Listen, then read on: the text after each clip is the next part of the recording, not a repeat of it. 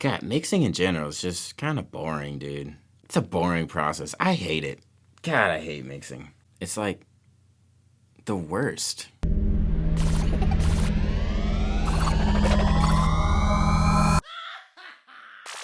Okay, folks.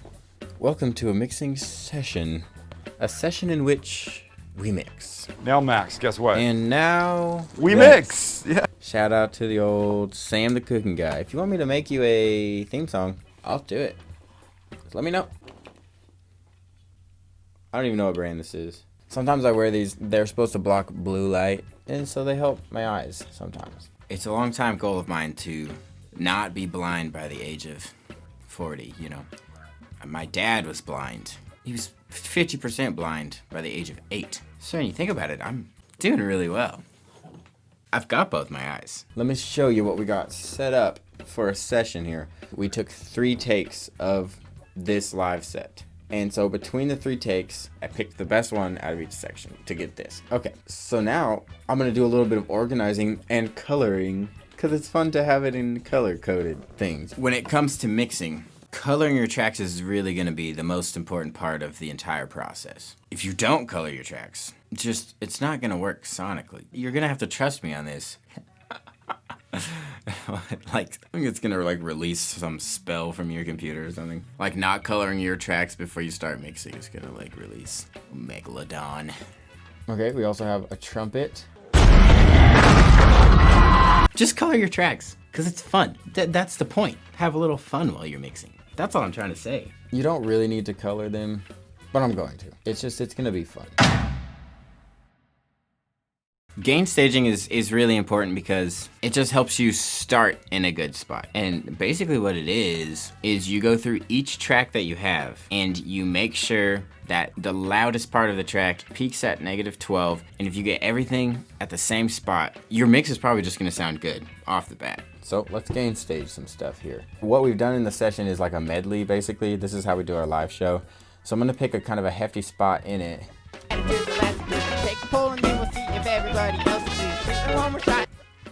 That's a good spot to do it. And I'm just gonna go in and mix for a while. So probably time lapse this because it's not gonna be exciting, but I'll see you on the other side.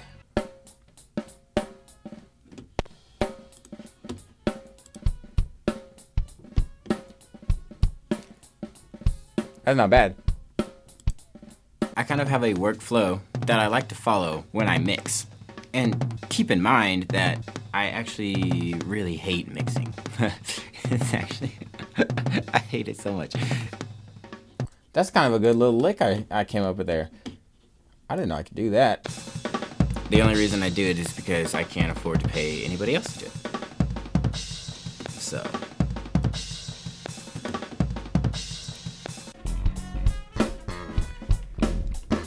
Dude, honestly, what I was gonna say earlier is if we can get the bass and the drums to be bopping together, it's game over, dude.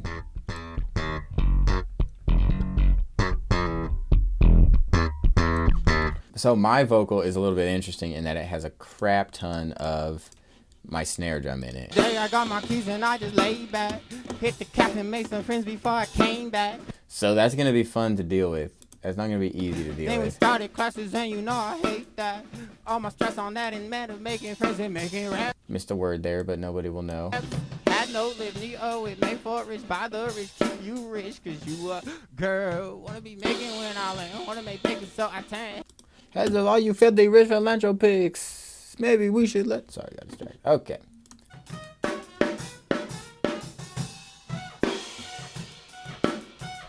Oh, there's snare everywhere. This is rough. We'll figure it out. So now that we've gain staged, let's just take a listen to how much better it sounds.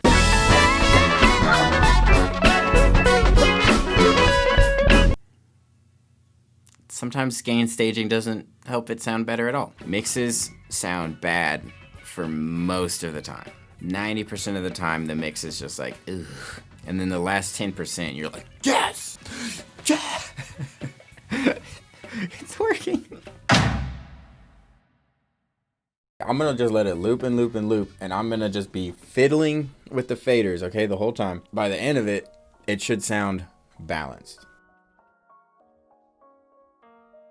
right after you're done gain staging, you're gonna want to spend a lot of time balancing. A long time. Just loop it and fiddle with the faders, you know, oh, my voice is too soft. Oh, this drum's too loud. Here's a little pro tip. When trying to figure out where something should sit in the mix, turn it up so it's until you notice that it's too loud, and then slowly bring it down until it sounds good. Take a mental note of where that is. Now take it down to where it sounds too soft in the mix. Slowly turn it up until it sounds good. Right in between those two spots, you put it right there. You're good to go. Balancing is easily the most important part, because if you can make everything sound good before you touch a single plugin, everything else is just enhancing. 10 out of 10 would recommend balancing for an hour, a week. I mean, I've balanced songs for months, years. That's not, I'm just kidding. That's a joke. I hope you know that's a joke. But don't feel like you're taking too long to balance. You're never taking too long to balance. Take your sweet time. Balance that nicely. I think we're in a spot. It's good enough. You know what I mean? Balance-wise. Good enough is the thing you say a lot during mixing. Good enough, I guess. That's at least my self-mantra during mixing. Is like, that is good enough. And the standards are usually pretty low. What I'm gonna do now is I'm just gonna try to start making things sound good. Let's just make things sound good. Oh, no, sorry. I'm fixing problems first. But I'm fixing problems, which means like EQ, noise gating. We got some problems to fix. So, start from the top, man. Okay, I gotta do some repairs, man. Oh, man alive. I feel like Bob the Builder. Not Bob the Builder. Who's like the opposite of Wreck-It Ralph? Rebecca the Repairer? Can she fix it? I hope so. How am I gonna remove some snare drums? I'm running into some trouble with my vocals because there's a lot of snare in my vocal mic. So I think the best way to attack this is to use gates to get the snare out of all the other mics, like the toms and stuff. So let's go ahead and set a gate on all these drums. Yeah, I'm putting gates on these drums, which is cool, but this is pretty boring stuff. God, mixing in general is just kind of boring, dude. It's a boring process. I hate it. God, I hate mixing. It's like the worst. It just sucks all the creativity out of you. I mean, sure, there's like problem solving or whatever, but it's just not fun. Should I complain more about it? We should probably do a little bit more complaining. It's all like sciencey. You gotta think like logically. You can't think outside the box. Maybe you can. Maybe I'm just really bad at it. That's it. I'm bad at it. Which begs the question, why are you making this video, David? I thought that I would record myself doing the thing that I'm really bad at so that I could show you guys how to not do it. You know, any tips you hear, any advice. It's probably not sound. It's probably not good. Feel free to click out of the video at this point, I guess. I don't know. I've taken away all your reasons to stay.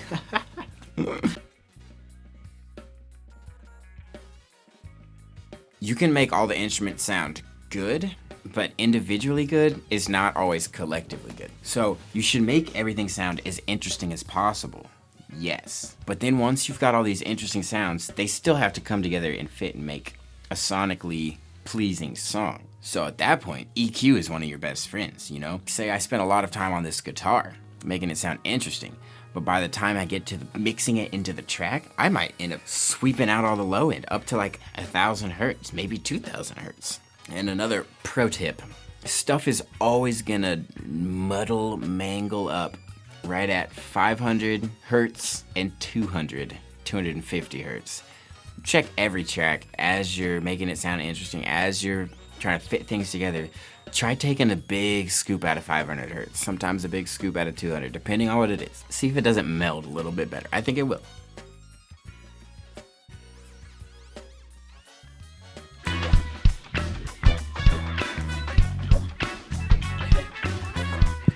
We're getting close now.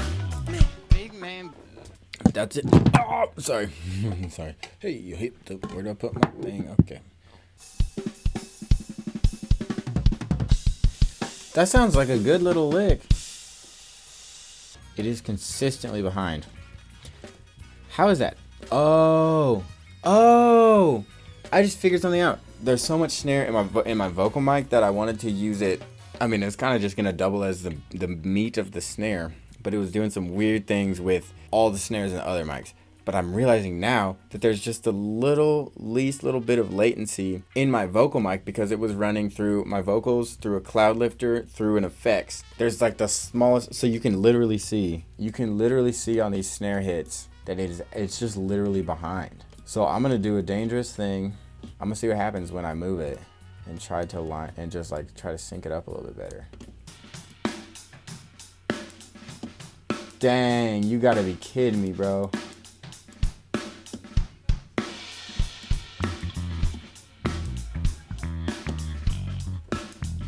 That actually sounds really good, dude. Holy smokes, that fixed everything. That is getting close. That is getting close. Whew, that is getting close. Okay, so where we are now is that everything has been gated. Everything has been equalized. Some things have been compressed. For the most part, everything fits together pretty well now. I've solved quite a few problems, as you've probably seen here and there. Probably showed you.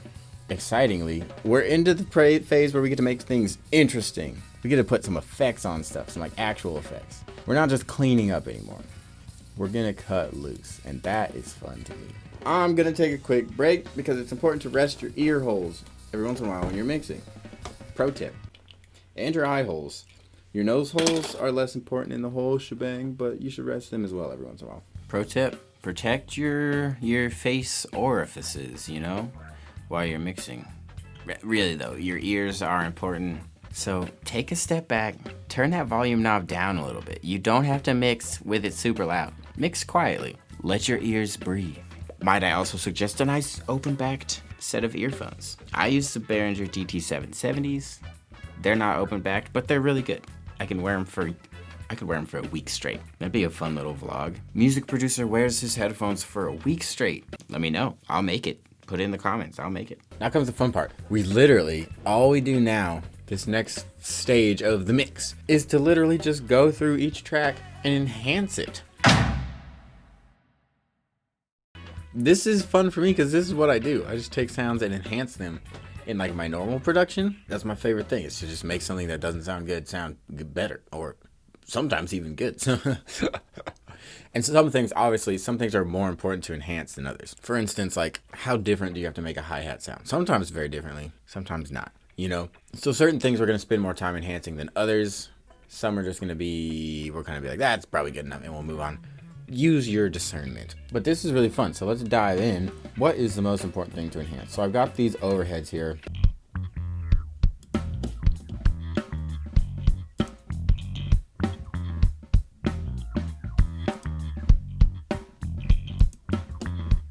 I think I like this one. Some of this stuff I don't even try to mess with, dude. Dude, that worked. Finally. You say I gotta choose, but is it and or? Dude, I finally got that snare under control. Guys, we are close. I think everything sounds interesting. So now what comes is to put things in groups. It's time to glue it all together. So I'm going to put things in groups and make the groups sound good. So first we got drums here. We'll just start with a loop right here.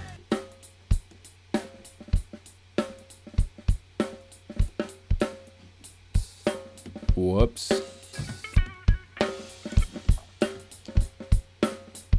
They just sound kind of lame, you know what I mean? Like they're real clean. Not a sponsor, but can I say I love the decapitator from Sound Toys. Putting that on a drum bus, just saturate the low end. Oh man, it beefs it up. Sorry. Peach that 11 or 12. Let's get these keys and guitar married.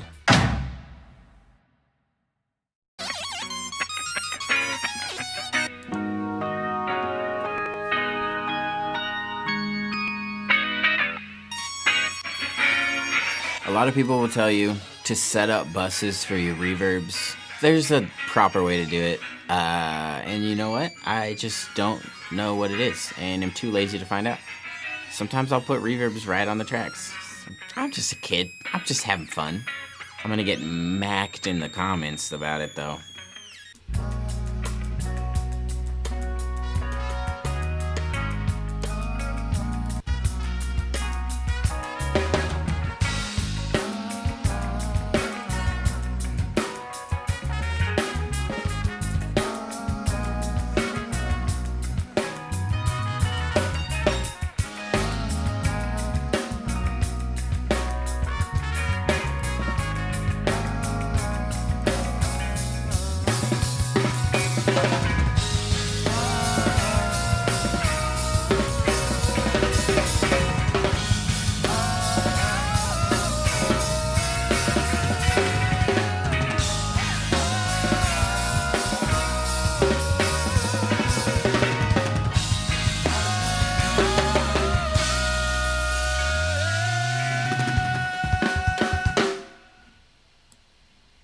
Yep, I think that's it.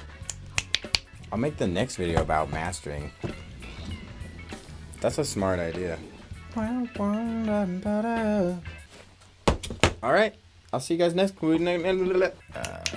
Call that a wraps. See you guys next week for the mastering video.